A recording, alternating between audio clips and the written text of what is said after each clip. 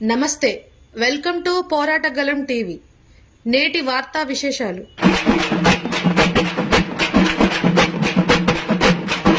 వారికి ఆదరైనటువంటి రైతు సోదరులు, ఇతర మిత్రులందరికీ నమస్కారం. మేము పెట్టినటువంటి ఉద్దేశం నెరవేరిందని చెప్పేసి నేను భావిస్తూ ఉన్నాను. ఎందుకంటే దేనికైనా ఒక చర్చ జరగాల. ఇప్పుడే మధు గారు కూడా చెప్పారు, ఇది ఒక బర్నింగ్ ఇష్యూ. ఇప్పుడు గతంలో కూడా ఉన్నాయి.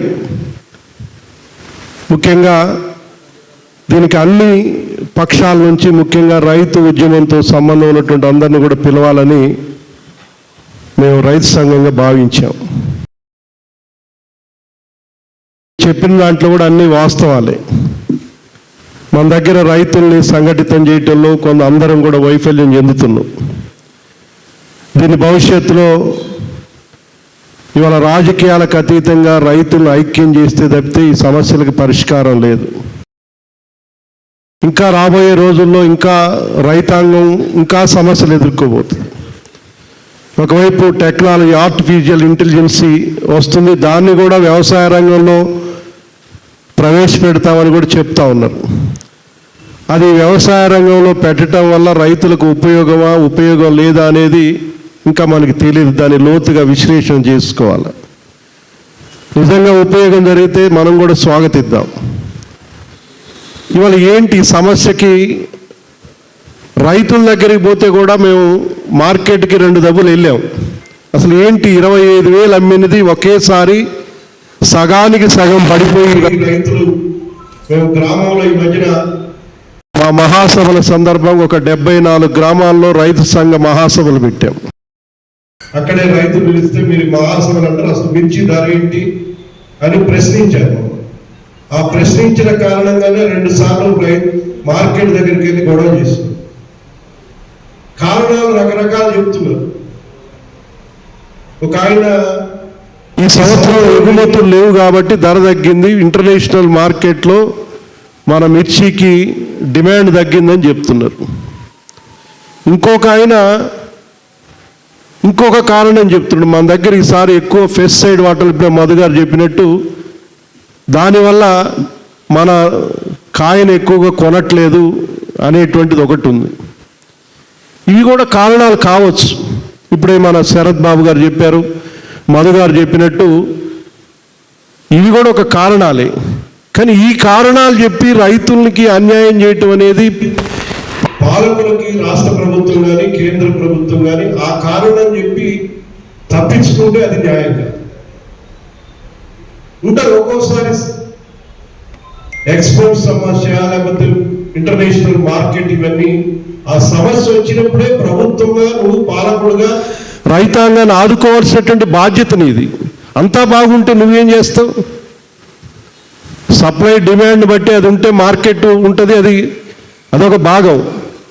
కానీ ఇటువంటి ఇబ్బంది వచ్చినప్పుడే రైతాంగాన్ని, పత్తి రైతు కానీ, మిర్చి రైతు కానీ, రేపు మొక్కజొన్న రైతు, ఇప్పుడే అచ్చయ్య గారు చెప్పారు, ఆయనకు చాలా అపారమైనటువంటి అనుభవం మార్కెటింగ్ ఫీల్డ్లో. మేము కూడా అనేక సార్లు ఆయన సలహాలు తీసుకున్నాం, ఎందుకంటే అనుభవం. రేపు మొక్కజొన్న రైతులు కూడా ఈ సంవత్సరం 1,00,000 ఎకరాల్లో పండించారు. ఎటు పోయిన మొక్కజొన్న బ్రహ్మాండం ఉన్నాయి. కోళ్ల పరిశ్రమ దెబ్బతిన్నది. మొక్కజొన్న కొంటరో కూడా ఇంకా తెలియనటువంటి గందరగోళంలో ఉన్నాం. ఇప్పటి వరకు ఎవరు దాని గురించి మాట్లాడలేదు. ఎంతసేపు ఆ కాళేశ్వరం ప్రాజెక్టు పోయింది, అని నువ్వే కారణం అంటే నువ్వు, నువ్వు అంటే నువ్వు. అసలు మొక్కజొన్న వస్తుంది, మార్కెట్ తీసుకొచ్చి కొనుగోలు చేయాలనేటువంటి ఆలోచన ఇప్పుడు ఉంటేనే ఇంకో 10-15 రోజుల్లో మొక్కజొన్న వస్తుంది. మా సుధాకర్ కూడా వచ్చిన రైతు, మిర్చి రైతు మీద అప్పుడప్పుడు వాట్సాప్లో పెడతారు, ఆయన అనేకం చూస్తుంటాం. ఇవి ప్రభుత్వాలుగా బాధ్యత వహించాలి. ఆ వహించడంలో విఫలమవుతున్నారు. కేంద్ర ప్రభుత్వం చెప్పే పని లేదు కదా. ఎట్లా కనీస మద్దతు ధరల గ్యారంటీ చట్టం చేస్తామని రాతపూర్వకమైనటువంటి హామీ ఇచ్చి ఇప్పటి వరకు దాని గురించి మాట్లాడలేదు, కాలయాపన చేస్తున్నారు. ఏ ఊరు వచ్చినా, ఏ ప్రభుత్వం వచ్చినా, ఏ పాలకుడు వచ్చినా ఎన్నికలకు ముందు రైతు గురించే మాట్లాడతారు. రైతులు రాజులు చేస్తూ ఉంటాడు ఒక ఆయన, ఇంకొక ఆయన రైతుల ఆదాయాన్ని రెట్టింపు చేస్తూ ఉంటాడు, ఇంకొక ఆయన 100 రోజుల స్వామినాథన్ కమిషన్ సిఫార్సులు చేస్తూ ఉన్నాడు. అనేక కమిషన్లు ఇచ్చారు, రాష్ట్ర స్థాయిలో ఇచ్చారు, జాతీయ స్థాయిలో. కమిషన్ వేయటం, చేతులు దులుపుకోవటం తప్పితే వాళ్ళు చేసినటువంటి సిఫార్సుల్లో ఒక 5% కూడా అమలు చేసేదానికోసం ఏ ప్రభుత్వాలు సిద్ధంగా ఉండట్లేదు.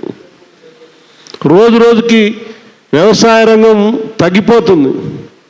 ఇప్పుడు కవిత చెప్పారు అచ్చయ్య గారు, వ్యవసాయం ఎందుకనేటువంటి పరిస్థితికి రైతాంగం వస్తుంది. ఇది ఇంకా పెరిగితే ఈ దేశంలో ఆహార ధాన్యాల కొరత 147 కోట్లు దాటి 150 కోట్లు కూడా జనాభా పెరుగుతోంది, భారతదేశ జనాభా. ఈ పరిస్థితుల్లో ఈ రైతాంగం గురించి ఆలోచించేటువంటి స్థితికి పాలకులను తీసుకొచ్చేటువంటి పోరాటం చేయాలి. నిజంగా స్వాతంత్రోద్యమం తర్వాత మనందరికీ స్ఫూర్తిదాయకమైనటువంటి ఉద్యమం. నిజంగా నేను కూడా ఒక 4 రోజులు పాల్గొన్న ఆ ఉద్యమం చూసిన తర్వాత మాకు చాలా ఇన్స్పిరేషన్ కలిగింది. ఇక్కడ మా లతాదేవి వాళ్ళందరూ వచ్చారు. ఆ రోజు జనవరి 26 కాల్పుల్లో ఆమె కూడా స్లో అయిపోయింది మేము పోతే. నిజంగా స్వాతంత్ర పోరాటం తర్వాత దేశంలో జరిగినటువంటి అతిపెద్ద ఉద్యమం ఇది. ఆ ఉద్యమం మొండోడు లాంటి నరేంద్ర మోడీ మెడలు వంచగలిగినటువంటి ఉద్యమం ఈ దేశ రైతాంగం చేసింది. ఆ స్ఫూర్తితోటి ఇవాళ మన దగ్గర కూడా చైతన్యవంతమైనటువంటి జిల్లా అని మనం చెప్పుకుంటున్నాం. ఆ చైతన్యాన్ని రైతాంగంలో కల్పించేటువంటి ప్రయత్నం ఇది రాజకీయాలకు అతీతంగా జరగాల. ఇది అందరూ బాధ్యత వహించాలి. ఇది ఆ వైపుగా తెలంగాణ రాష్ట్ర రైతు సంఘంగా మేము ప్రయత్నం చేస్తున్నాం. ఆ ప్రయత్నంలో ఇంకా ఇవాళ అందరినీ పిలవటం ఉద్దేశం కూడా అది. ఇవాళ మిర్చికి సంబంధించినటువంటి మన ఖమ్మం జిల్లాల విడిపడ్డ తర్వాత ఖమ్మం జిల్లా పూర్తిగా వ్యవసాయం మీద 99% వ్యవసాయం మీద ఆధారపడేటువంటి జిల్లా. మిర్చి పంట, మొక్కజొన్నలు, వరి, పత్తి, ఈ 4 ప్రధానమైనటువంటి పంటలు. ఈ 4 ప్రధాన పంటలకు సంబంధించినటువంటి రైతాంగం ఇవాళ మన ఖమ్మం జిల్లాలో ఉన్నారు. దీని మీద మనం భవిష్యత్తులో ఆలోచన చేయాలి. మిర్చి బోర్డు డిమాండ్ మేమేదో ఇప్పటికిప్పుడు రేపు పెడితే రేపే వస్తున్నటువంటి నమ్మకం మాకేం లేదు. ఇది ఒక దీర్ఘకాలిక డిమాండ్. ఆ దీర్ఘకాలిక డిమాండ్ ఉండకపోతే దాని గురించి ఆలోచన చేయరు. మిర్చి బోర్డు వల్ల పసుపు బోర్డు పెడితే ఎన్వి గారు చెప్పారు, బోర్డు పెడితే ఏం ఉపయోగం? ఎవరైనా ఏ బోర్డు అయినా పుట్టికి పెట్టి చేతులు దులుపుకుంటే ఏది ఉపయోగం ఉండదు. బోర్డు అంటే దానికి బోర్డు ఏర్పాటు చేయటం ద్వారా ప్రధానంగా ఎగుమతుల్ని ప్రోత్సహించడానికి లేదా అంతర్జాతీయంగా ఈ ఉత్పత్తుల్ని పరిచయం చేయడానికి బోర్డు ఒక క్రియాశీలకంగా పనిచేస్తుంది. అటువంటి కోఆపరేషన్ ఆ బోర్డు వహించాలి. దానికి కావలసినటువంటి నిధులు కల్పించాలి. ఏర్పడితే ఆ బోర్డు వల్ల ఉపయోగాలు జరుగుతుంది. మిర్చి బోర్డు అయినా, పసుపు బోర్డు అయినా అటువంటి దాంతో పాటు మన కొత్త రకాల సమస్యలు వస్తుంది. బోర్డు ఏర్పాటు చేయడం ద్వారా రకరకాల విత్తనాలు ఉత్పత్తి చేసేదానికి, లేకపోతే ఉత్పత్తిని పెంచేదానికోసం మన దేశంలో ఉన్నటువంటి వ్యవసాయం మీద పరిశోధనలు ఇవన్నీ చాలా నామమాత్రంగా జరుగుతున్నాయి. ఆ బోర్డు ఏర్పాటు చేయడం ద్వారా ప్రత్యేకంగా మిర్చికి సంబంధించి కానీ, పసుపుకు సంబంధించి కానీ కొత్త రకాల విత్తనాలు, చీడపీడలను ఎదుర్కొనేటువంటి విత్తనాల ప్రొడక్టివిటీ చేసేటువంటి దానికి పరిశోధన చేసి దానికి చేయడానికి ఆ బోర్డు ఉపయోగపడుతుంది. అది దీర్ఘకాలిక డిమాండ్ అయిన దక్షిణ విమాన ఖమ్మం జిల్లా రైతాంగం, ముఖ్యంగా భారతదేశంలోని మిర్చిని ఉత్పత్తి చేసేటువంటి రాష్ట్రాల్లో తెలంగాణ 2వ స్థానం. ఫస్ట్ ఆంధ్రప్రదేశ్, సెకండ్ తెలంగాణ, 3వది మధ్యప్రదేశ్. ఆ తెలంగాణలో ఖమ్మం జిల్లా ప్రధానమైనటువంటి మొట్టమొదటి స్థానం ఉత్పత్తి చేసేదాన్ని. ఇటువంటి ప్రధానమైనటువంటి పంట ఉన్నటువంటి ఖమ్మం జిల్లాలో మిర్చి రైతాంగం తీవ్రమైనటువంటి అన్యాయం. నా రైతులు చెప్తా ఉన్నారు, పెట్టుబడులు కూడా ఏరి మార్కెట్ తీసుకురావడానికి కింటాకి 7,000 రూపాయలు ఖర్చు అవుతారు. ఈ పరిస్థితుల్లో రైతాంగాన్ని ఆదుకునే దానికోసం మన ప్రభుత్వాలు కదలాలి. ముఖ్యంగా ఈ రైతులకు సంబంధించి తక్షణం నాఫెడ్లో రంగంలో తెచ్చుకొని అనేక సార్లు డిమాండ్ చేశాం. రాష్ట్ర స్థాయిలో కూడా అధికారులకి, ప్రజాప్రతినిధులు కూడా విజ్ఞప్తి చేశాం. కానీ ఎవరు కూడా దీన్ని స్పందించట్లేదు. ఇంటర్నేషనల్ మార్కెట్ చెప్పి చేతులు దొరుకుతుంది. వాస్తవే, మన తర్వాత చైనా, మెక్సికో వీటిలో ఎక్కువగా మిర్చి ప్రొడక్షన్ చేస్తుంది అంతర్జాతీయంగా. మన దానికంటే ఇప్పుడు ఎక్కువ స్పైసెస్ లో, ఈ పాజల్లో వీటిల్లో మెక్సికోలో పండేటువంటి మిర్చిని ఎక్కువగా వాడుతూ ఉన్నారు. దాంట్లో కొంచెం ఫెస్టెడ్ కాంటెంట్ తక్కువ ఉంటుందని వాళ్ళు ఎక్కువగా మెక్సికోలో ఉత్పత్తి అయ్యేటువంటి దాన్ని ఎక్కువ వాడుతున్నారు. మన దేశంలో కూడా 75 రకాల మిర్చి రకాలు ఉన్నాయి. ముఖ్యంగా మన ఖమ్మం జిల్లాలో ఎక్కువగా తెలంగాణ ప్రాంతంలో తేజ, ఆర్మూరు ఈ రకాలు ఉన్నాయి. 75 రకాలు విత్తనాలు ఉన్నాయి. అందుకని వీటి మీద ఏ విత్తనాలను వాడటం, దీంట్లో ఉత్పత్తులు పెంచేదంటూ పెస్టిసైడ్ తక్కువ వాడుకునేదాన్ని, దీనన్నీ ప్రభుత్వం నుంచి దీన్ని ఎడ్యుకేట్ చేయాల్సినటువంటి అవసరం ఉంది రైతులు. వాళ్ళు చాలా రైతు వేదికలు అవి పెట్టారు, కోట్ల రూపాయలు ఖర్చులు పెట్టారు. ఏమి రైతాంగానికి 5 పైసలు కూడా ఉపయోగపడేటువంటి పరిస్థితులు నిరుపయోగం ఉంటుంది. బందెల దొడ్లుగా మారుతున్నటువంటి దుస్థితి ఉంది. వేల కోట్ల రూపాయలు ఖర్చు పెడుతున్నారు. రైతాంగానికి వచ్చేటప్పుడు కార్పొరేట్లకి ఈ 10 సంవత్సరాల కాలంలో 16 లక్షల కోట్ల రూపాయలు సబ్సిడీలు ఇచ్చారు ఇదే పాలకులు. కానీ రైతాంగానికి వస్తే మాత్రం ఇటువంటి ఇప్పుడు మార్కెట్ ఇంటర్వెన్షన్ స్కీమ్స్ ఉన్నాయి.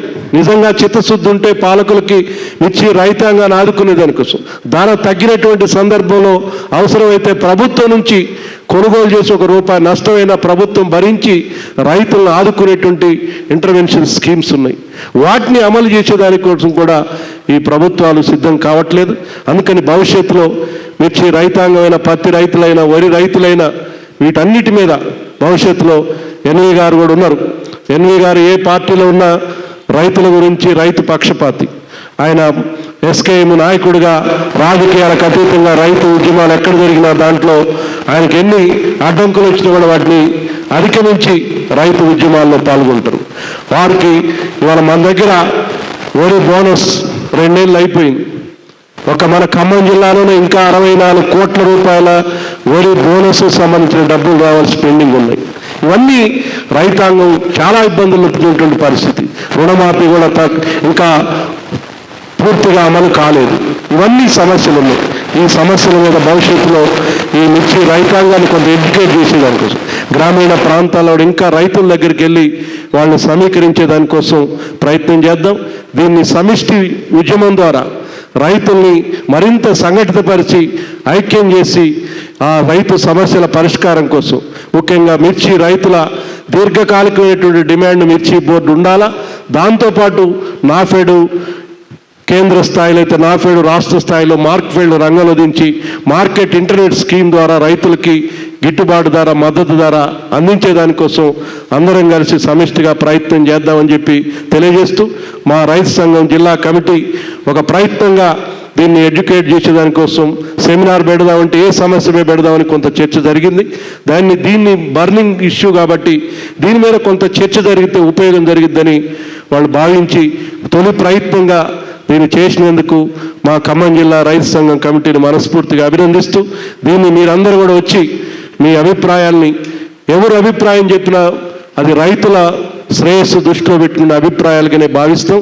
దీన్ని మరింత లోతుగా విశ్లేషణ చేసి రైతులను మరింత ఐక్యం చేసే దానికోసం ఏ విధంగా ప్రయత్నం చేద్దామో దాన్ని మరొకసారి కూర్చొని మాట్లాడుకుందాం.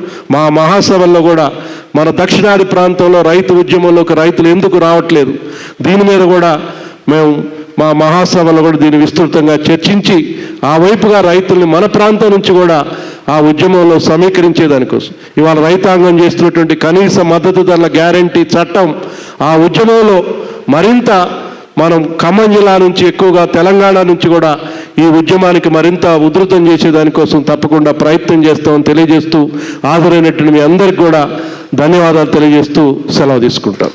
మన జిల్లాలో వ్యవసాయంలో మిర్చి ప్రధానమైనటువంటి పంటగా ఉంది. ఉమ్మడి జిల్లాలో 1,00,000 ఎకరాల్లో వేశారు. తెలంగాణ రాష్ట్రంలో 5 లక్షల ఎకరాల్లో ఈ మిర్చి పంట వేశారు. ఈ మిర్చి వేసినటువంటి రైతులు ఇవాళ మార్కెట్ యొక్క ఒడిదుడుకులకు తట్టుకోలేక ఏమి చేయాలో దిక్కుతోచక ఆత్మహత్యల బారిన పడతా ఉన్నటువంటి పరిణామాన్ని మనం చూస్తా ఉన్నాం. మన జిల్లాలో చూసాం, తెలంగాణ రాష్ట్రంలో చూస్తా ఉన్నాం. గత 4 రోజుల క్రితం పత్రిక చూస్తే ఒకరోజు 3 రైతులు ఆత్మహత్య. వాస్తవంగా 2014లో కేంద్రంలో నరేంద్ర మోడీ ప్రభుత్వం అధికారంలోకి వచ్చిన తర్వాత వ్యవసాయం చేస్తున్నటువంటి రైతన్నలు 2022వ సంవత్సరం వరకు 1,474 మంది రైతులు ఆత్మహత్య చేసుకున్నారు. నేషనల్ క్రైమ్ బ్యూరో రికార్డు లెక్క చెప్తా ఉంది, నేను రైతు సంఘాలు వేసి లెక్క కాదు. ఇందులో పోడు రైతులు లేరు, ఇందులో మహిళా రైతులు లేరు, ఇందులో కౌలు రైతులు లేరు. ఈ 1,474 మందిలో వివిధ పంటలు పండించేటటువంటి రైతులు ఈ ఆత్మహత్యల్లో ఉంటున్నారు. ఈ ఆత్మహత్యల రేషియో మనం చూస్తే ప్రధానంగా మిర్చి పండించేటటువంటి వాళ్ళ యొక్క రేషియో ఎక్కువ ఉంటా ఉంది. ఎంతమంది పండిస్తా ఉన్నారు, ఎంతమంది ఆత్మహత్య చేసుకుంటున్నారు, తర్వాత పత్తి ఉంది, ఆ తర్వాత మిగిలినటువంటి పంటలు ఉంటా ఉన్నాయి. ఎందుకు ఈ పరిస్థితి మిర్చి రైతుకు ఏర్పడింది? దీనికి కారణం ఏంటి? ఎవరి చేతుల్లో ఉంది దీని పరిష్కారానికి సంబంధించి? ఇది ఆలోచించాల్సినటువంటి అవసరం ఉంది. గత 6 మాసాల కాలంలో నరేంద్ర మోడీ 8 దేశాలు తిరిగి, ఇందులో అమెరికా 2 సార్లు పోయాడు, ఫ్రాన్స్ పోయాడు, బ్రెజిల్ పోయాడు, గయానా పోయాడు, లావోస్ వెళ్ళాడు, రష్యా వెళ్ళాడు.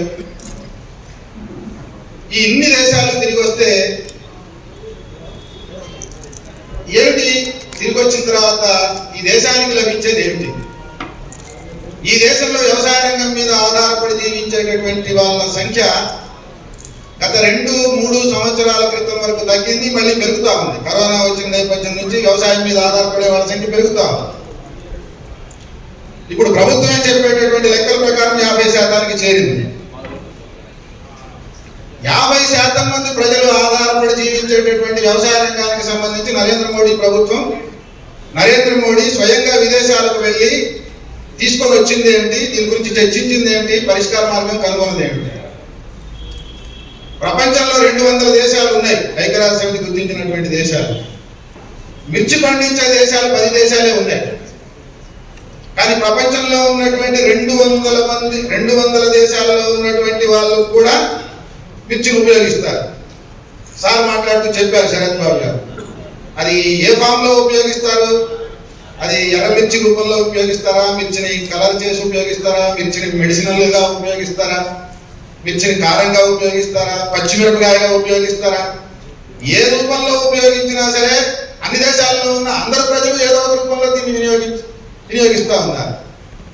మరి నువ్వు వెళ్ళిన వాడివి దేని గురించి మాట్లాడుతూ ఉన్నావు? ఆస్ట్రేలియా పోయేమో అదానికి బొగ్గు కావాలని చెప్పేసి మాట్లాడతావు, అక్కడి నుంచో ఇక్కడ ఇండియా బ్యాంకులకు ఫోన్ చేసి లోన్ కావాలని మాట్లాడతావు. అమెరికా వెళ్ళేమో ట్రంప్ గురించి సార్ చెప్పాడు, మూర్ఖంగా వ్యవహరిస్తాడు. పచ్చి మూర్ఖంగా వ్యవహరిస్తున్న మాట నిజం, పచ్చి మితవాదిగా సామ్రాజ్యవాదిగా వ్యవహరిస్తున్న మాట నిజం. కానీ వాళ్ళ దేశం గురించి ఆలోచిస్తా ఉన్నాడు. ట్రంప్ అనేవాడు వాళ్ళ దేశంలో ఎలాన్ మస్క్ చెప్పినట్టు తింటున్నాడా, ఇంకొకళ్ళు చెప్పినట్టు తింటున్నా, కార్పొరేట్ల గురించి ఆలోచిస్తాడు. వాళ్ళ దేశంలో ఉన్న కనీసం ఆయుధ వ్యాపారాల గురించి అయినా ఆలోచిస్తా ఉన్నాడు.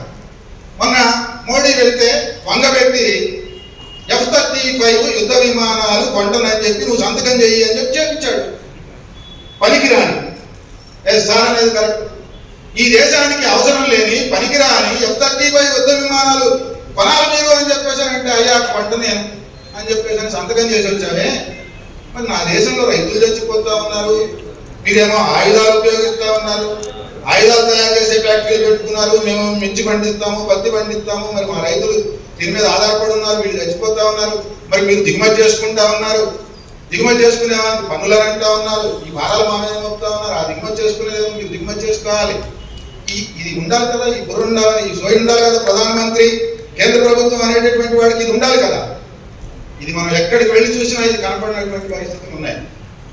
ఈ దేశంలో వ్యవసాయ రంగం ఈ స్థితికి రావడానికి అనేక అంశాల్లో వామపక్ష పార్టీలు కానీ రైతు సంఘాలు కానీ గతంలో ఉన్నటువంటి ప్రభుత్వాల మీద పోరాడినాయి. కానీ ఆ ప్రభుత్వాలు ఎంతో కొంత ఆలోచించిన వ్యవసాయం గురించి. ఈ దేశానికి స్వాతంత్రం వచ్చిన తర్వాత ఈ దేశంలో ఆహార కొరత లేకుండా చేయాలి అంటే ఏం చేయాలి అని ఆలోచనలు చేసినాయి.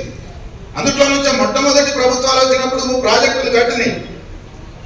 వాటిని ఆధునిక దేవాలయాలు, మోడర్న్ టెంపుల్స్ అని చెప్పేసి 7 ప్రాజెక్టులకి నామకరణం చేసిన విషయాన్ని మనం చూసాం. 70వ దశకం దాకా అనేక రకాల అంశాల మీద, విత్తనం మీద ఏం చేయాలి, లోన్ మీద ఏం చేయాలి, అసలు ఈ వ్యవసాయానికి సంబంధించినటువంటి పరిశోధనలు ఏం చేయాలి అని చెప్పేసి ఆతృత ప్రభుత్వాలు పడ్డాయి. ఆహార కొరతను అధిగమించేటటువంటి ప్రయత్నాలు జరిగినాయి. నూతన ఆర్థిక విధానాలు వచ్చిన తర్వాత వాటిల్లో నుంచి మళ్లింపులు జరిగినాయి. ఇప్పుడు ప్రభుత్వం వచ్చిందిరా సారు ఇబ్బంది పడుతూ చెప్పారు. ఏమి లేదు సార్, ఇబ్బంది పడాల్సింది ఏం లేదు. నో R&D, రీసెర్చ్ లేదు, పరిశోధన లేదు. వ్యవసాయానికి సంబంధించి ఇవాళ రైతు చావాల్సినటువంటి పరిస్థితి ఏర్పడుతూ ఉంది. మీరు చెప్తున్నారు క్వాలిటీ ఇది ఉత్పత్తి చేసేదానికి చేయాలి అని చెప్పేసి అని రైతు ఆ ప్రయత్నం చేస్తున్నాడు. ఇప్పుడు ఒక సంవత్సరం ఎర్రనెల్లు వచ్చింది, తామర పురుగు వచ్చింది, ఎరుపులు పురుగు వచ్చింది. వీటన్నిటి నుంచి ఎట్లా బయటపడాలి అనేటటువంటి ఏ మందు కొడితే ఇందులో నుంచి నేను బయటకు వస్తాను అని చెప్పేసి అని పెద్ద పెద్ద MNCలు తయారు చేసేటటువంటి క్రిమిసంహారక మందుల దగ్గర నుంచి చివరికి కిరసనాయలు కొట్టినా, డీజిల్ కొట్టినా, ఏ దేంట్లో నుంచైనా ఏమైనా నాకు పరిష్కారం దొరుకుతుందేమో అనేటటువంటి తాపత్రయం రైతు రీసెర్చ్ చేస్తా ఉన్నాడు తప్ప రైతుని బయటపడేటటువంటి రీసెర్చ్ ప్రభుత్వాల వైపు నుంచి జరగనటువంటి స్థితిని మనం చూస్తా ఉన్నాం. అది ఏ ప్రభుత్వాలైనా కావచ్చు. ఇట్లాంటి ఈ స్థితి కనుక ప్రత్యేకించి నరేంద్ర మోడీ ప్రభుత్వం వచ్చిన తర్వాత రైతులు మీ తాము చచ్చిపోతా ఉన్నా సరే కనికరం లేకుండా ప్రభుత్వం చేసింది ఏమిటి అంటే 22 దాకా లెక్కేసింది ప్రతి సంవత్సరం ఎంతమంది చచ్చిపోతున్నారని. 14 నుంచి 22 దాకా లెక్కేస్తే ప్రతి 2 గంటలకి 3 రైతులు ఆత్మహత్య చేసుకుంటున్నారు. ప్రతిరోజు 34 మంది రైతులు ఆత్మహత్య చేసుకుంటా ఉన్నారు. ఇవన్నీ నేను రికార్డుల్లో రాయడం ఎందుకు, ఇబ్బంది పెట్టడం, అసలు రికార్డుల్లోనే నమోదు చేయకుండా ఉంటే ఏం పర్వాలేదు కదా అని చెప్పి NCRBలో ఇప్పుడు రైతుల ఆత్మహత్యలు 2 సంవత్సరాల నుంచి నమోదు చేయడం లేదు. నమోదు చేస్తే లెక్కలు బయటపడుతున్నాయి అని చెప్పేసి ఈ రూపంలో ప్రభుత్వాలు జరుగుతున్నటువంటి వాస్తవాలను ప్రజలకు తెలియజేయకుండా చేయడం ఎట్లా అనేటటువంటి రూపంలో వ్యవహరిస్తూ ఉన్నాయి తప్ప ప్రజలకు వచ్చినటువంటి సమస్యల్ని, ప్రత్యేకించి రైతాంగానికి వచ్చినటువంటి సమస్యల్ని పరిష్కరించడం మీద శ్రద్ధ పెట్టడంలో, కనీస శ్రద్ధ పెట్టడంలో ప్రభుత్వాలు, ప్రత్యేకించి కేంద్ర ప్రభుత్వం, నరేంద్ర మోడీ, బీజేపీ, NDA ప్రభుత్వం వచ్చిన తర్వాత ఇది రైతాంగానికి శాపంగా తయారైనటువంటి విషయాన్ని మనం గమనించాల్సినటువంటి అవసరం ఉంది. అందులో భాగమే ఇవాళ అంతర్జాతీయ మార్కెట్ కి అనుసంధానం చేయకుండా మిర్చి ధర పెరిగే అవకాశం లేదు. అంతర్జాతీయ మార్కెట్ కి అనుసంధానం చేయాలి అంటే FPOలు మనం ఏర్పాటు చేసుకున్నా, సంఘాలు ఏర్పాటు చేసుకున్నా, వీటి డైరెక్ట్ గా ఇంటర్నేషనల్ మార్కెట్ తో లింక్ చేసుకోవడం అనేది సాధారణమైనటువంటి విషయం కాదు. ఇంపాసిబుల్ అని చెప్పలేము కానీ సాధారణమైనటువంటి విషయం కాదు. ప్రభుత్వం ఆ రకమైనటువంటి అవకాశాలు కల్పిస్తే తప్ప మనకుగా మనం రైతులుగా మనం చేసుకునేటటువంటి అవకాశాల గురించి చాలా తక్కువ. ఇది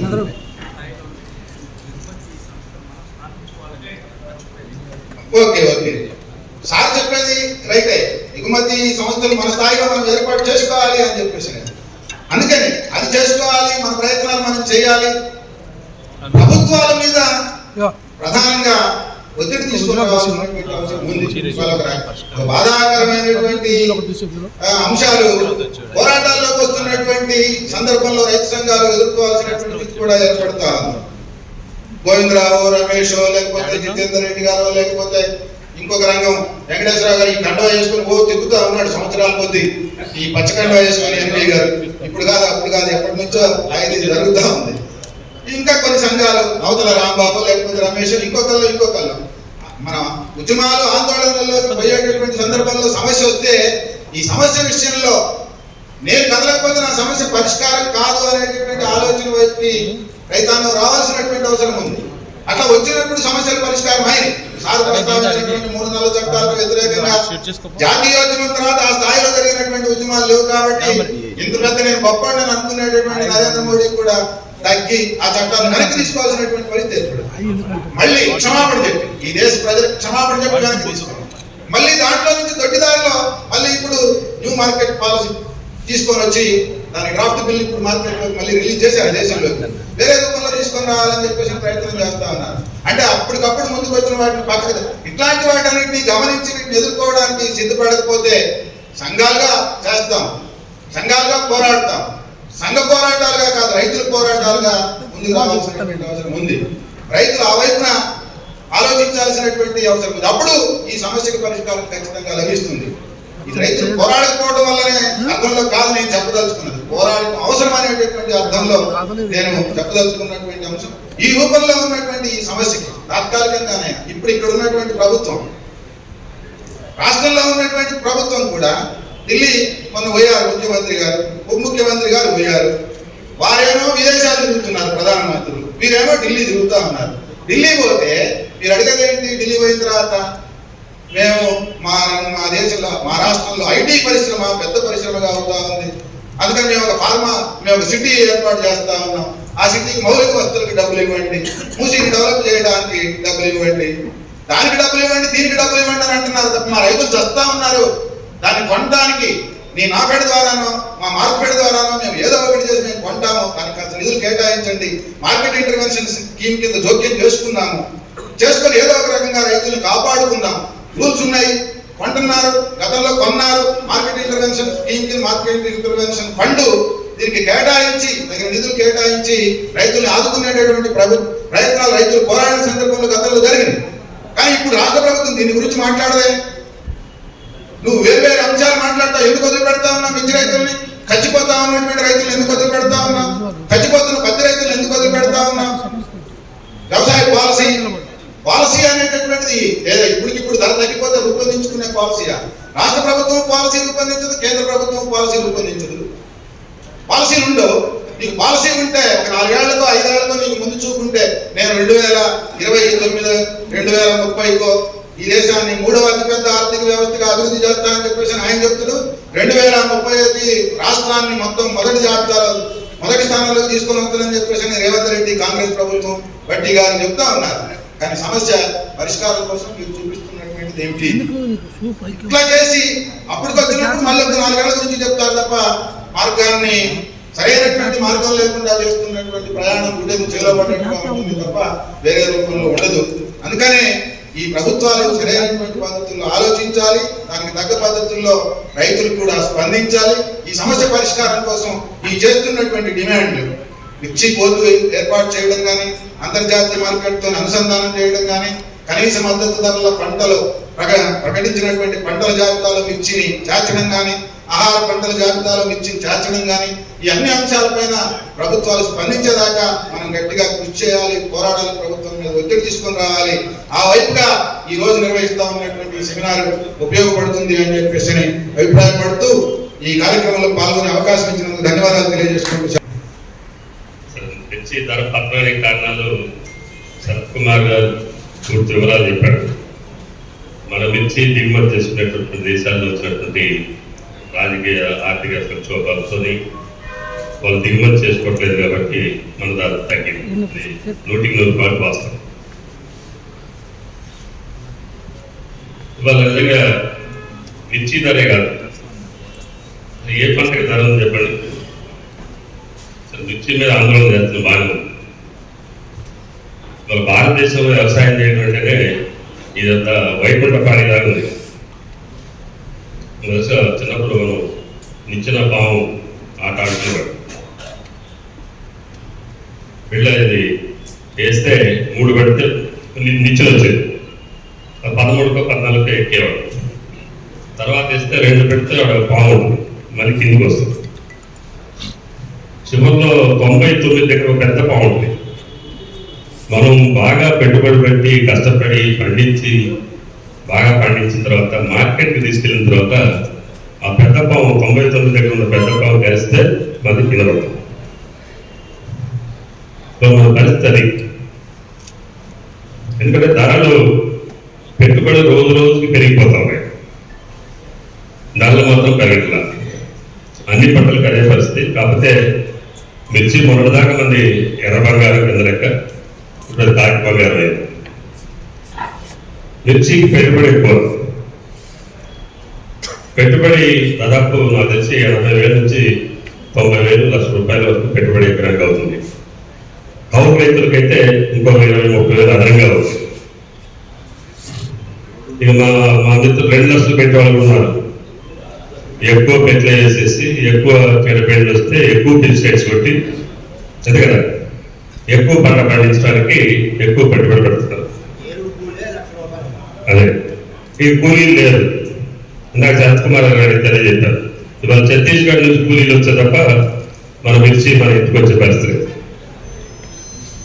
మరి ఇలాంటి పరిస్థితుల్లో మనం నష్టపోతున్నటువంటి వ్యవసాయం దీన్ని లాభసాటిగా ఉండాలంటే ఇందాక సుదర్శన్ గారు చెప్పాడు.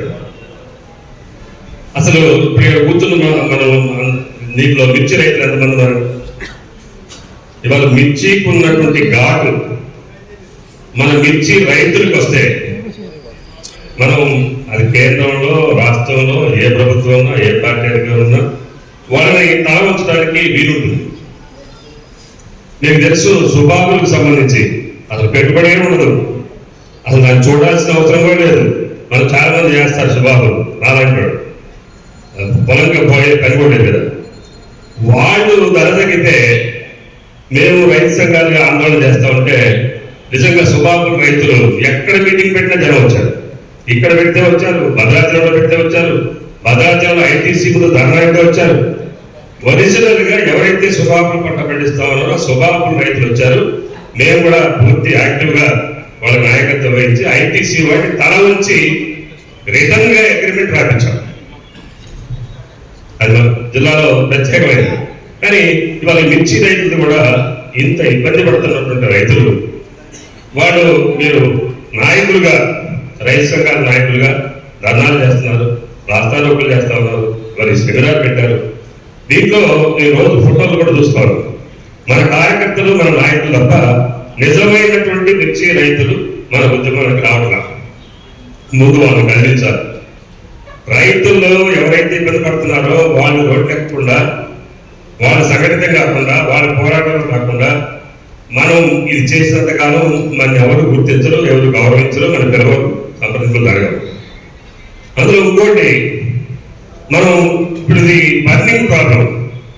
ఇప్పుడు మార్కెట్లోకి మిర్చి వచ్చింది. ఇప్పుడు మనకి ఏదో మార్కెట్ ఇంకో దాని మీద కొనుగోలు చేయాలి. అదే తప్ప మనం అదులు పెట్టి మిర్చి బోర్డు ఏర్పాటు చేయాలనేది అది సుదీర్ఘకాలం.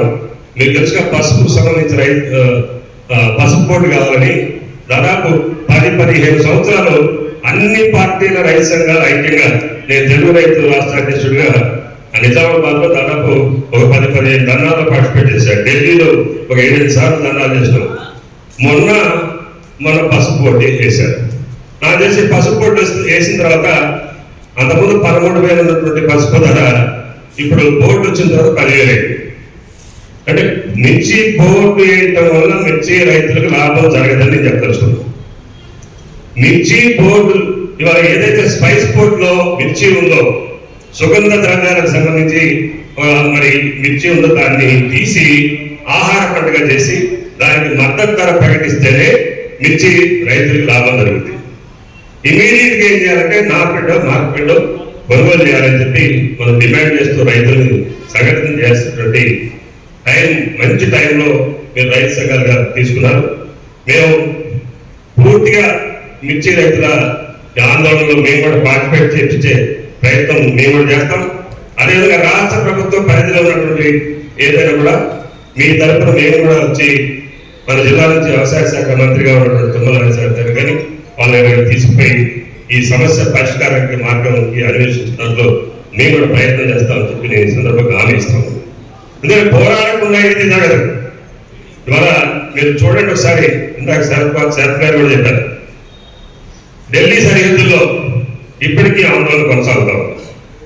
పంజాబ్, హర్యానా, రాజస్థాన్, కొంత గుజరాత్ నుంచి, కొంత యూపీ నుంచి, ఉత్తరాఖండ్ నుంచి, ఆ రాష్ట్రాల నుంచి రైతులు స్వచ్ఛందంగా రోజులకు రోజులు నెలలు రోడ్ల మీద నుండి ఆందోళన చేస్తున్నారు. పగలు రాత్రి అక్కడే పట్టుకొని చేస్తారు.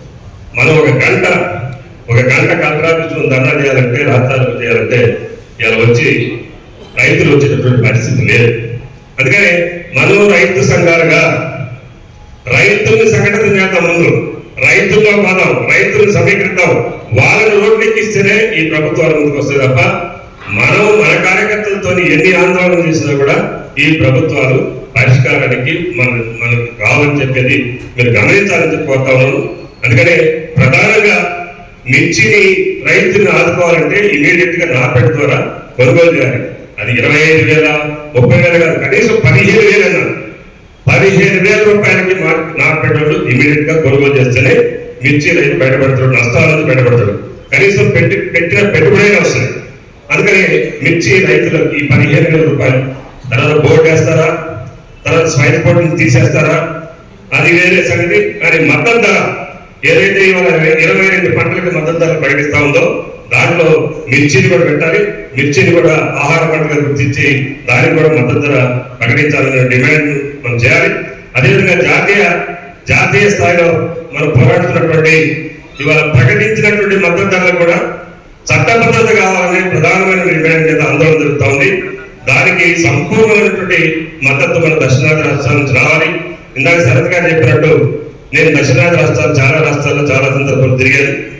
మనమే వీక్ అని కర్ణాటక వాళ్ళు అక్కడ రాజకీయ అనుబంధంగా ఉన్న రైతు సంఘాల కంటే మిగతా రైతు సంఘాలు ఎక్కువనే. తమిళనాడులో అదే పరిస్థితి. వాళ్ళు నిజమైనటువంటి రైతులు ఎక్కడ ఏ మీటింగ్ పెట్టినా ఏ రోజు రాష్ట్రాల్లో పెట్టినా కూడా రైతులు ఆ రాష్ట్రాల్లో కలుగుతూ ఉన్నారు. ఆ తర్వాత 3వ స్థానంలో కేరళ ఉంటుంది. మనం 4లోనో 5లోనో. మన దగ్గర మన రాజకీయ అనుబంధంగా ఉన్నటువంటి రైతు సంఘాలు తప్ప ఇంకొక రైతు సంఘం లేదు, దురదృష్టం. కానీ వేరే మన దక్షిణాది రాష్ట్రాల్లో అనేక రైతు సంఘాలు ఉన్నాయి. రైతుల్ని సమీకరిస్తా ఉన్నారు, ఉద్యమిస్తా ఉన్నారు. ఇవాళ అక్కడ కూడా సంయుక్త కిసాన్ మోర్చా ఒక పక్క ఉంది. దాంట్లో ఇవాళ ఈ రైతు సంఘాలందరూ కూడా మెంబర్స్ ఉన్నారు. అదేవిధంగా సంయుక్త కిసాన్ మోర్చా నాన్ పొలిటికల్ అని కూడా ఒక సంఘం పెట్టి వాళ్ళు దేశవ్యాప్తంగా అన్ని సంఘాలను కలుపుకొని పనిచేస్తా ఉన్నారు. దాంట్లో నేను నేషనల్ కమిటీ మెంబర్గా ఉన్నాను. అందుకనే నేను ఒకటే నేను చెప్తా ఉన్నాను, ఇవాళ ఢిల్లీలో జరిగేటటువంటి కార్యక్రమానికి మద్దతుగా మనం కూడా అన్ని సంఘాలను కలుపుకొని ఎప్పటికప్పుడు స్పందిస్తే, ఇట్లా రైతుల్ని కదిలిస్తే, రైతులను సమీకరిస్తే మన సమస్య పరిష్కారం అవుతుంది. దీనికి మాత్రం ఇమీడియట్ గా నార్పెట్ ద్వారా కొనుగోలు చేయాలనే డిమాండ్ కదా. అది ఒక 25,000 30,000 సాధ్యమైన పని. కనీసం 15,000 రూపాయలు ఇచ్చి నార్పెట్ ద్వారా ఇమీడియట్ గా కొనుగోలు చేయాలనే డిమాండ్ కదా. మన రాష్ట్ర ప్రభుత్వం దగ్గరికి మనం ఒక ప్రతినిధి వర్గం పోవడానికి మీరందరూ ఈ సెమినార్ నుంచి మరి కలిసి రావాలని చెప్పుకుంటూ నాకు ఈ అవకాశం ఇచ్చిన మీ అందరికీ మరొకసారి అభినందనలు తెలియజేస్తాను. దీని మీద ఒక చర్చ లేవని ఇస్తే అది పాజిటివ్గానే వెళ్తుంది, నెగిటివ్ కాదు. ఎందుకంటే రైతులు సమస్యలు, ప్రతి రైతులు కూడా సమస్యలు ఎదుర్కొన్నారు. అన్ని పార్టీల వాళ్ళు మార్కెట్కి వెళ్ళారు, ప్రెజర్ బిల్డ్ చేశారు, తర్వాత అధికారులు వెళ్ళారు, మంత్రులు వెళ్ళారు. దాంతో మార్కెట్ కొంత స్టెబిలైజేషన్ అనేది జరిగింది. ఇక్కడ ఏంటంటే రైతులు వారు చెప్పారు 2 లక్షల రూపాయలు అవుతుంది సార్ ఒక ఎకరం రైతు పండించే. ఎందుకంటే నేను రైతు బిడ్డని దుక్కి తినే కాడి నుంచి, నారు పోసే కాడి నుంచి, మళ్ళీ తోట వేసే కాడి నుంచి మందులు కొట్టి లాస్ట్కి మనం చివరి ఖాత పోసే వరకు కూడా రైతు కష్టాలు మార్కెట్ పోయే వరకు అందరికీ తెలిసింది. కానీ రైతు మళ్ళా మిర్చి వేయాలనుకుంటున్నాడు. ఎందుకు అని అంటే లాభం రావాలనుకుంటున్నాడు. నాకు 4 రూపాయలు వస్తే బాగుంటుంది అనేటువంటి ఒక ఆశతోనే వేసుకుంటున్నారు. ఇతర పంటలు ఎందుకు వేయట్లేదు? వెంకటేశ్వర చెప్పారు, మస్తు బాబులు వేసుకోవచ్చు, ఇంకొక ఆయన వచ్చేసి పామ్ ఆయిల్ వేయచ్చు, ఇంకొకళ్ళు ఇంకోటి చెప్పచ్చు. రైతుకి ఎవరికి ఏముంటుందంటే అందరు సంపాదించుకుని నాకు కూడా రూపాయి వస్తుందనే ఆశతోనే వేశారు. వాళ్ళకి ఇంటర్నేషనల్ మార్కెట్ గురించి తెలియదు, ఎక్స్టర్నల్ ఇష్యూస్ తెలియదు, ఇంటర్నల్ ఇష్యూస్ తెలియదు, ఏది తెలియదు. నేను మిర్చి తోట వేస్తే ఎకరానికి 25,000 రూపాయలు కింటా ధర వస్తే నాకు 20 క్వింటాలు పండుగ 5 లక్షల రూపాయలు వద్దని మనసులో ఊహించుకొని మిర్చి తోట వేస్తాడు. అంతకంటే ఎక్కువ ఏం తెలియదు రైతుకి. నాయకులకు తెలవచ్చు, సైంటిస్టులకు తెలవచ్చు, ఇంకోళ్ళు తెలవచ్చు. రైతు ఒక మూస పద్ధతిలోనే ఈరోజు వ్యవసాయం అనేది ఇక్కడ జరుగుతూ ఉంది. కానీ ప్రపంచం మారిపోతూ ఉంది. ట్రంప్ ఏమంటాడంటే, ట్రంప్ మన దేశం గురించి ఆయన ఆలోచిస్తాడు, ఆయన ఇష్టం, ఆయన దేశానికి హక్కు ఉంది కాబట్టి మాట్లాడతాడు.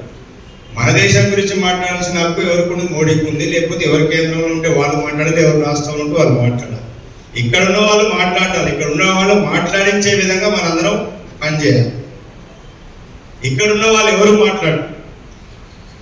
ఎందుకు అంటే మిర్చికి మినిమం సపోర్ట్ ప్రైస్ లేదనేది అందరికీ తెలిసిన విషయం. పత్తి మీద ఇప్పుడు అంతకుముందు పసుపు బోర్డు కోసం కొట్లాడితేనే కదా పసుపు బోర్డు వచ్చింది. కొట్లాడింది పసుపు బోర్డు వచ్చింది నిజామాబాద్లో. ఎన్నో రోజులు పోరాటం ఫలితంగానే పసుపు బోర్డు వచ్చింది. మిర్చి కూడా బోర్డు ఏర్పాటు చేయాలి. మనం పోరాటం చేసే పోరాటంలో రైతులు ఇన్వాల్వ్ చేయాలి. ఎట్లా చేయాలి? రైతు సంఘాలు, డిఫరెంట్ పార్టీస్కి అనుబంధ సంఘాలని వివిధ విధానాలు, వివిధ పద్ధతుల్లో ఒక బోర్డు వేసి దానికోసం మనం పోరాటం చేయాలి. మినిమం సపోర్ట్ ప్రైస్ కేంద్ర ప్రభుత్వమే, దాని మీద ప్రెజర్ చేయాల్సిందే. అన్ని రాష్ట్రాల్లో ఉంది. మిర్చి అంటే ఓన్లీ భారతదేశంలో పండించారు, ప్రపంచంలో ఉండే రకరకాల డజన్ల కొద్ది వెరైటీస్ ఉన్నాయి. మన మిర్చిని ఎక్కడ కూడా అమెరికాలో సెటిల్ అయినటువంటి వాళ్ళు ఇండస్ట్రీస్లోనూ మనం ఎవరైతే సెటిలర్స్ ఉందో వాళ్ళే పడతారు. కానీ లాటిన్ అమెరికాలో పండేటువంటి మిర్చికి అమెరికాలో విపరీతమైన డిమాండ్ ఉంది. ఎక్కడ కూడా ఏ ఫాస్ట్ ఫుడ్ సెంటర్లో మన మిర్చిని వాడదు. ఎందుకు అంటే మన మిర్చిలో పెస్టిసైడ్ కాంటెంట్ ఎక్కువ ఉండదు. అది అందరూ టెస్ట్ చేసుకున్నాం. నాకు తెలియదు కదా రైతులమ్మ, ఎందుకంటే రైతులందరూ అమాయకులు. మనకి ఇవన్నీ తెలియదు. పండించినాం, తొక్కామా, మార్కెట్ తీసుకుపోయామా, కొన్నాడా, బిల్ చేశాడా, డబ్బులు వచ్చాయి, అంతవరకే మనం తప్ప మిగతా విషయాలు తెలియదు. అందుకోసం ఓల్డ్ మార్కెట్లో ఏం జరుగుతుంది వీటన్నిటి మీద రైతులు ఎడ్యుకేట్ చేయాల్సిన బాధ్యత రైతు సంఘాలకైతే ఉంది. కేవలం ప్రభుత్వాలకు అనేది కాదు, మనం ఉద్యమాలు చేయడం ఒకటే కాదు, రైతులకి సెమినార్స్ పెట్టి ప్రపంచం ఏ విధంగా మారుతా ఉంది, ఏ టెక్నాలజీ వచ్చింది. మా మందరం సుధాకర్ గారిని అడిగితే ప్రపంచంలో ఏం జరుగుతుందో ఆయన మొత్తం పూసగుచ్చినట్టు 3 గంటలు చెప్తాడు. అంటే ఇవాళ నేను పేపర్ చదివి, ఈనాడు పేపర్లో ఒక ఏఐ టెక్నాలజీ ప్రపంచాన్ని శాసించబోతుంది. వ్యవసాయ రంగంలో కూడా ఏఐని ఉపయోగిస్తున్నారు. మరి మన రైతు తెలుసా? ఈ మిర్చి పండించే రైతులు ఎవరు? ఇవాళ వాస్తవంగా మాట్లాడితే 50% పైగా ట్రైబల్ ఫార్మర్స్ ఇవాళ మిర్చి పండిస్తున్నారు. 50% పైగా మీరు అధ్యయనం చేయండి, మీరు డేటా తీసుకోండి. గిరిజన రైతులు పండిస్తున్నారు 50% పైగా. ఎందుకంటే వాళ్ళకి ఇప్పటికీ శారీరక శ్రమ చేసేటువంటి శక్తి, ఓపిక వాళ్ళకు ఉంది కాబట్టి. ఆ తర్వాత బలహీన వర్గాల వారు ఎక్కువ. అందుకోసం చాలా మందికి టెక్నాలజీ వీటి గురించి తెలియదు. కాబట్టి దయచేసి ఇక్కడ నుండి ఈ సెమినార్ కండక్ట్ చేసినటువంటి వాళ్ళు కానీ, రైతులుగా, రైతు సంఘాలు, ఇతర రైతు సంఘాల నాయకులు కానివ్వండి, మనం ఈ శరత్ బాబు గారు లాంటి సైంటిస్టుని లేదా ఐటీలో ఉన్నటువంటి అగ్రికల్చర్ రిలేటెడ్ ఉన్నటువంటి వాళ్ళని సెమినార్స్ పెడితే రైతులు ఎడ్యుకేట్ అవుతారు. రైతులకు మనం ఎందుకంటే ఓన్లీ ఉద్యమాలు, పోరాటాలు చేయాలి ఖచ్చితంగా. మనకు రైతులకు డిమాండ్ రావాలి, రైతులకు హక్కుల కోసం పోరాడాలి. దాంతోపాటు మనం రైతుల్ని ఎడ్యుకేట్ చేసే ప్రయత్నం చేస్తే బాగుంటుంది అనేది నా అభిప్రాయం. రైతుల్ని ఎడ్యుకేట్ చేయకుండా మనం, ఎందుకంటే వాళ్ళకి విషయాలు తెలియదు కాబట్టి. అట్లాగే ఇవాళ రాష్ట్ర ప్రభుత్వం బాధ్యత తీసుకోవాల్సిన అవసరం ఉంది. మార్కెట్లు స్థిరీకరించాల్సిన అవసరం ఉంది. మార్కెట్ ఏం జరుగుతుంది అనేటువంటిది దళారులకు మార్కెట్ని అప్పచెప్పేశారు. వాళ్ళు మార్కెట్కి వెళ్తున్నారు. మొన్న కూడా పత్తి మార్కెట్ సిపిఐ సోదరులు, సిపిఎం సోదరులు అందరు వెళ్ళారు. అందరు మిగతా మంత్రులు కూడా వెళ్ళారు. వెళ్ళడం వల్ల అధికారులు వెళ్ళారు, భయం వచ్చింది. వీళ్ళు ఏం చేస్తున్నారు? ఒక పత్తి ఈడ కొనుక్కుంటున్నారు, వాళ్ళే కాటన్ కార్పొరేషన్ ఆఫ్ ఇండియాకి అమ్మేస్తున్నారు. ఈడ 6,000 కొని అక్కడ 8,000 అమ్ముతున్నారు. సేమ్ మిర్చి కూడా వాళ్ళదే మొత్తం కొల్లుడైపోయారు. ఇక్కడ ఉన్న కమిషన్ కోట్ల ఏజెంట్లు, బయ్యర్స్ అందరూ కొల్లుడైపోయి వాళ్ళు అనుకున్న రేటు వాళ్ళు పెడుతున్నారు. ఎవరు కూడా ఇంటర్ఫీరెన్స్ లేదు, గవర్నమెంట్ యొక్క ఆజమాయిషీ లేదు మార్కెట్ల మీద. ముందు దీని మీద ఒక ప్రెజర్ అనేది బిల్డ్ చేస్తే మనందరం ఒక సంయుక్తంగా మార్కెట్ల మీద పడి ముందు మనం ప్రెజర్ బిల్డ్ చేస్తే ఆటోమేటిక్ ఏమైందనంటే కొంత ఉపశమనం అనేది జరుగుతుంది. రెండోది, రైతులకి రావాల్సిన గతంలో ఇచ్చినటువంటి పెట్టుబడి సాయం కానీ, ఉమ్మడి రాష్ట్రంలో పెట్టుబడి సాయం అనేది లేదు. తెలంగాణ రాష్ట్రం వచ్చిన తర్వాతనే కేసీఆర్ గారు ముఖ్యమంత్రి అయిన తర్వాత ఎకరాకు 10,000 రూపాయలు పెట్టుబడి సాయం అనేది 10,000 రూపాయల ద్వారా కొంతమందికైనా ఉపశమనం జరిగింది. అదే అల్టిమేట్ గా నేను పరిష్కారం అని చెప్పట్లేదు.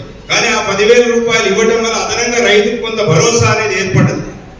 అందుకోసం ఉచిత విద్యుత్ చేయడం కానీ, ఉచితంగా మీకు 24 గంటల కరెంటు కానీ, నీళ్లు కానీ, ఇలాంటి ప్రభుత్వం ఇవ్వాల్సినటువంటి సదుపాయాలని ప్రభుత్వం ఏర్పాటు చేయాలి. ఆ తర్వాత రేటు గురించి సెంట్రల్ గవర్నమెంట్ చేయాల్సింది, సెంట్రల్ గవర్నమెంట్ వాళ్ళు మినిమం సపోర్ట్ ప్రైస్ కోసం ఇవ్వాలి. అది రాష్ట్ర ప్రభుత్వం కూడా, మన ఒక్కడమనే కాదు కదా, రైతు సంఘాలతో పాటు రాష్ట్ర ప్రభుత్వం ఎక్కడి నుంచి వచ్చింది? రైతులందరూ ఓట్లేస్తేనే రాష్ట్ర ప్రభుత్వం వచ్చింది. మనతో పాటు రాష్ట్ర ప్రభుత్వానికి కూడా బాధ్యత ఉంది. ఇవాళ ప్రభుత్వం ఏదైనా ఉండొచ్చు, రేపు ఇంకోటి రావచ్చు. ఇది కాదు, ప్రతి రాష్ట్ర ప్రభుత్వానికి రైతుల మీద బాధ్యత ఉంది. నా రాష్ట్రంలో ఎక్కువ మిర్చి పండుతుంది కాబట్టి ఈ రాష్ట్ర ప్రయోజనాలు కాపాడాలి అని. ఇలా పంజాబ్, హర్యానా, ఉత్తరప్రదేశ్ లో రైతులు ధర్నా చేస్తున్నారంటే రాజకీయ నాయకులు వణికిపోతున్నారు. అందరూ మేము కాదు, మేమందరం మీతో పాటే వస్తున్నాం అంటున్నారు. ఎందుకు అంటే రైతు ఉద్యమాలు అంత బలంగా ఉన్నాయి, రైతులు అంత బలంగా ఉన్నారు. ఇక్కడ రైతు ఉద్యమాలనే నీరు గారిపోయినాయి అన్ని. ఇవాళ ఎందుకు అంటే చాలా ఇబ్బందులు ఉంది రైతాంగం అనేటువంటి వాస్తవం. అందుకోసం మనం భవిష్యత్తులో ఖచ్చితంగా నేను ఒక చిన్న ఉద్యమం చేస్తేనే, ధర్నా చేస్తేనే ప్రభుత్వ యంత్రాంగం అంతా కదిలింది. కాబట్టి భవిష్యత్తులో పార్టీలకు అతీతంగా, రాజకీయాలకు అతీతంగా రైతుల యొక్క ప్రయోజనాలను కాపాడటం కోసం అందరం ఐక్యంగా పనిచేద్దామని నేను కోరుకుంటున్నాను. ఈ జరిగేటువంటి రైతుల కోసం జరిగేటువంటి ఏ కార్యక్రమానికైనా, ఏ పోరాటానికైనా, లేదా ఏ టెక్నాలజీ అందించడానికైనా మేము బీఆర్ఎస్ పార్టీగా మేము మీతో పాటు కలిసి పనిచేస్తామని సందర్భంగా తెలియజేస్తున్నాను. పరిస్థితి ఏమిటంటే ఉత్తమం ఉద్యోగం చేసేవాడికి గ్యారెంటీ ఉంది కానీ మధ్యమం వ్యాపారం వాడికి నష్టాలు వస్తాయి, కష్టాలు వస్తాయి, కానీ గ్యారెంటీ ఉంది. అధమం వ్యవసాయం, ఎందుకు చేతగాని వాడు, ఏమీ పని చేయలేని వాడు ఈరోజు వ్యవసాయం స్థితి ఉన్నది సమాజం అనుకుంటుంది. దీని నుంచి బయటపడటం కోసం ఇక్కడ అందరం కూడా వారు వెంకటేశ్వరరావు కావచ్చు, ఎవరైనా ఎర్ర జెండా నీడ నుంచి వచ్చినటువంటి వాడి ఈ బ్రీడు ఈ ఉత్పత్తి సమాజానికి ఉపయోగపడే పద్ధతుల్లో వారి రాజకీయ పార్టీలో వారు చేస్తే బాగుంటుందని నా కోరిక, నా ఆశ. వారు చేస్తారని నా అభిలాష. ఎందుకంటే కార్పొరేటీకరణ అవుతున్నటువంటి ఈ కాలంలో 185 మంది ఈనాటి కూడా చిన్నకారు రైతున్నటువంటి ఈ పరిస్థితుల్లో మేమందరం ఎర్ర జెండాలు పట్టుకొని ఇక్కడ పట్టణాల్లో తిరుగుతున్నాం తప్ప ఎవరికైతే అవసరమో వాడి దగ్గరికి ఈనాటి వరకు మా పార్టీలో పోలేదు అని గంటాపరంగా చెప్పలేదు. ఎవడైతే మిర్చి పండిస్తున్నాడో వాడి దగ్గరికి మనం ఎలా ఇక్కడికి వచ్చిన దాంట్లో మిర్చి పండించిన వాడు సగం మంది ఉండొచ్చు, ఉండకపోవచ్చు. వాళ్ళ శ్రేయోభిలాషులు ఎక్కువ మంది ఉన్నారు. వాళ్ళ కాంక్షని వాళ్ళ యొక్క ఆలోచనని ప్రతిబింబించే వాళ్ళు ఎక్కువ మంది ఉన్నారు. కానీ ఇక్కడ మనకి కాదు.